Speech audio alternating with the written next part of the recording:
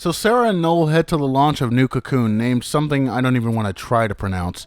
The launch is planned to happen at the same exact instant the old cocoon is going to fall. Caius, being the stand-up guy that he is, plans to strike at that time to stop this from happening. After getting through the most incongruous puzzle of all time, you go through a set of incredibly hard boss fights beginning with Bahamut, a barely even recolor of the Eidolon from the first game. I've actually gotten this far without talking either about the Crystarium or the battle system. I'll say this about the Crystarium: it sucks. You have no control over precisely what moves you learn or when you learn them. Most of the moves are used automatically through context or through auto battle when the AI decides to do so you won't care about what moves you learn anyway. The roles are the exact same roles from the last game, and if you played through that, you already know what roles you need to emphasize to get through the game. I literally focused on only 3 roles for each character, and in doing so, managed to max out 2 roles each to level 99 just by playing through the quote-unquote main storyline. Sarah starts off with less strength and more magic, so I made her my Ravager, Medic, and Saboteur, while Noel took the other 3 roles. Then I just made my all-powerful monsters, the ones I captured from the beginning of the game, my extra Medic, Ravager, Saboteur, and Sentinel when I needed one. That's it! I got through the whole game this way. Not all of it was pretty, mainly because the battle system itself sucks ass, but I made it through all the way on normal mode. Before I talk about the battle system more, I have to show you the original trailer for Final Fantasy XIII.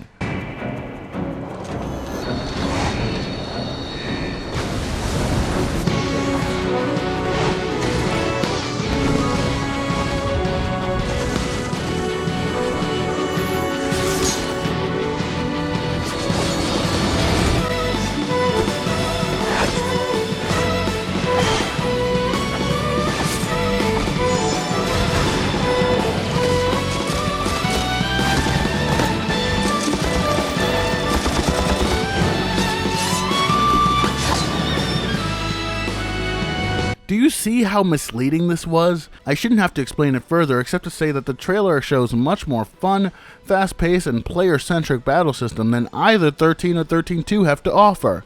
The battle system is the same shit as before, but slightly better. I love the ATB system. I think the ATB system in Final Fantasy IX was one of my favorite battle systems ever. It was fast, fluid, and it felt like I had control over the game, my characters, and the direction the battle was taking.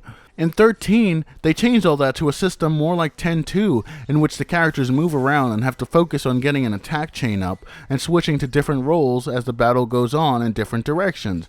Hell, 10-2's battle system was 1,000 times better. Yes, the characters still stomped around the battlefield like mindless idiots directly into an incoming attack, but there were a great many times more roles and customization options to consider before getting into a battle, and it didn't feel like you had to stick to a very specific strategy to get anything done.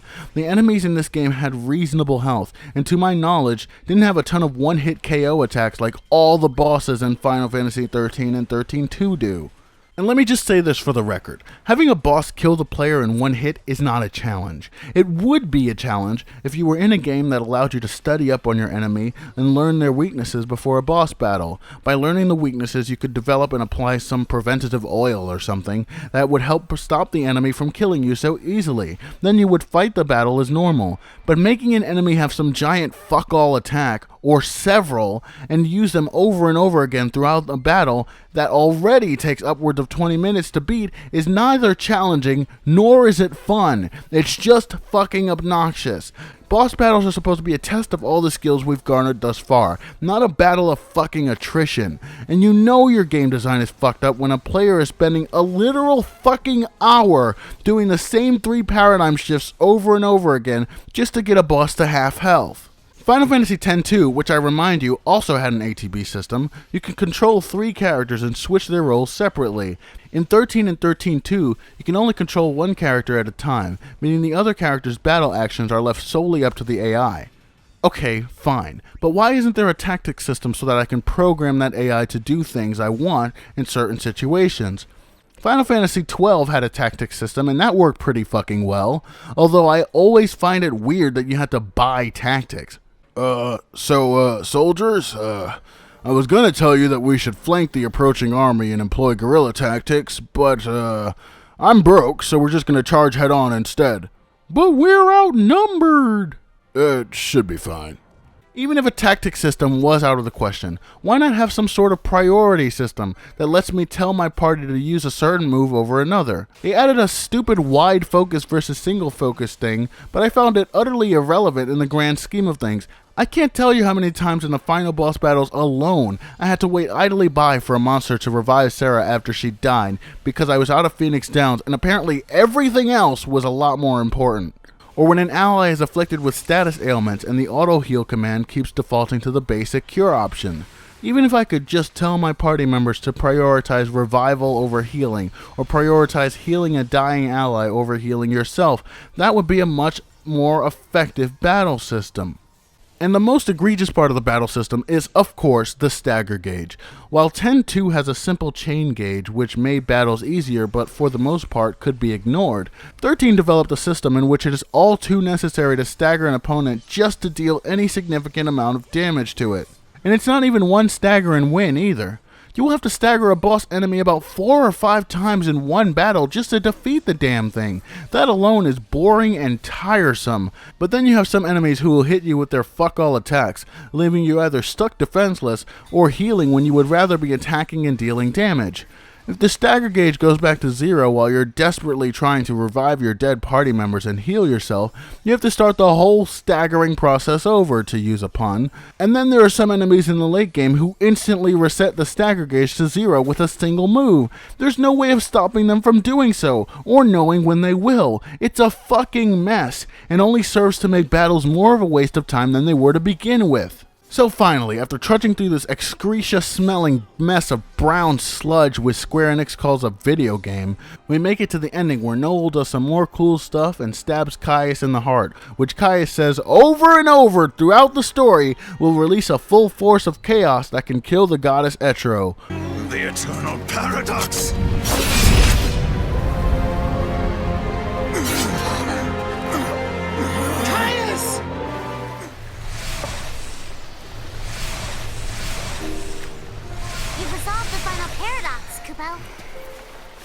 And the timeline is back to how it was.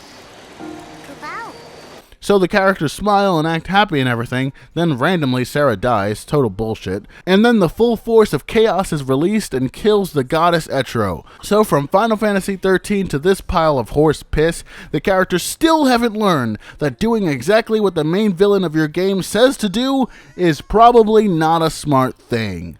And that's it. I'm done with this. Sure, there are other endings, and one that's probably a lot more satisfying than the one I got, but I can't stand playing through another minute of this crap. So frankly, I'm not gonna. Shit mechanics, shit characters, shit pacing, shit, well, everything. This game is just shit, and anyone who thinks otherwise is honestly easily fooled by the glitter and glam of a Final Fantasy game, whether it's a good Final Fantasy game or not. Final Fantasy XIII is bad. Final Fantasy XIII-2 is bad.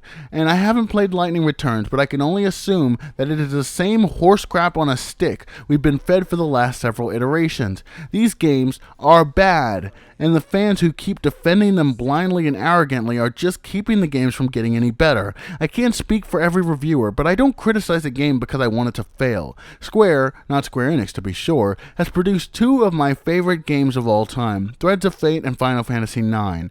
I criticize Square because I know their potential, and I know that the 13 saga has been following a trend of reinvention that ends up damaging or utterly destroying a winning formula rather than doing something profitable and memorable. So thank you guys for sitting through this with me. I assure you, you had the easier task of it. Thank you for watching, have a good one, and I will see you on the next video. Ragnarok Hybrid, out.